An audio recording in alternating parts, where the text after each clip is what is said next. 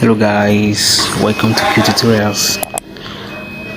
In this video we'll go through CapCut today to know some of the secrets that you wish to know. There are some things that might be annoying to you that you always want to get rid of, but today you're going to get rid of it, bet you.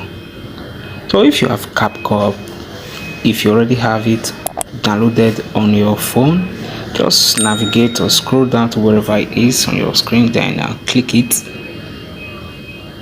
In this CapCut, I'm going to show you one thing that's going on. Like if you have a video, let's say right now, let me say I have this video and I want to edit it, but at the end you're going to see something like CapCut. You can see. So in every video you edit on CapCut, you're always going to find this, but if you feel it's annoying to you or you don't need it, you just click here and then you delete it. That's all.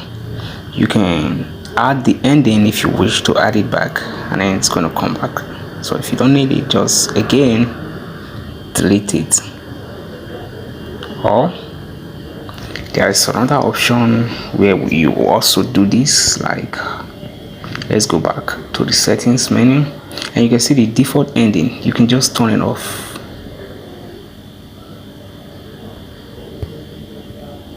So turning it off will allow you to have your normal video ending without having CapCut showing at the end of your screen. So I wish let's go back again to see. You can see now.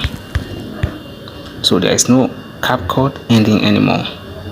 So this is it.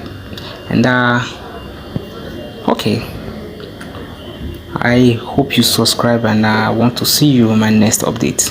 Please watch, and thank you very much.